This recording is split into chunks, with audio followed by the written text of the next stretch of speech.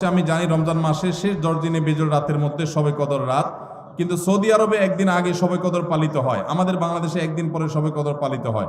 পৃথিবীতে শবে কদর রাত কি দুইবার আসে বা হয়? ভাইরা আমার, অনেক কমন একটা প্রশ্ন। এই প্রশ্নের উত্তর হলো, আল্লাহ রাব্বুল আলামিন পৃথিবীর যে প্রান্তের মানুষের জন্য যখন বেজোড় রাত হবে তাদের জন্য তখন শবে কদর দিবেন। এটা অস্বাভাবিক নয় যে বাংলাদেশের মানুষ যে রাত শবে কদর করেছে, সৌদি আরবের মানুষ ভিন্ন রাত শবে কদর করেছে। কারণ আমাদের এখানে যখন এখন রাত চলছে, ঠিক এই টাইমে আমেরিকাতে ফকফকা দিনের আলো। ঠিক না ভাই? ঠিক। তাহলে আমাদের যদি এখন শবে কদর হয়, আমেরিকান মানুষদেরকে এখন শবে কদর হওয়ার সুযোগ আছে? শবে কদর মানে হলো কদরের রাত, তাদের তো রাতই না, এখন দিন। তাহলে বোঝা গেল লাইলাতুল কদর এক এক দেশে এক এক অঞ্চলে এক এক সময় হতে পারে।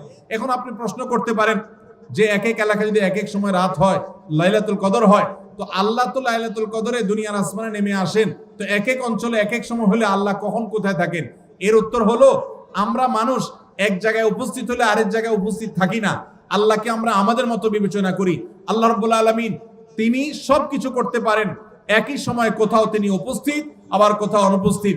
একই সময় কাউকে তিনি মৃত্যু দিচ্ছেন, আবার কোথাও কাউকে জীবন দিচ্ছেন। তার সাথে আমাদের সক্ষমতার কোনো তুলনা চলে না।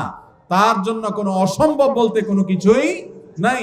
সূর্য একসাথে বহু জায়গায় তার উপস্থিতি জানান দিতে পারে, কিন্তু আমরা এক জায়গায় গেলে আরেক জায়গায় যাইতে পারি না। বিধায় এখানে পার্থক্য আছে।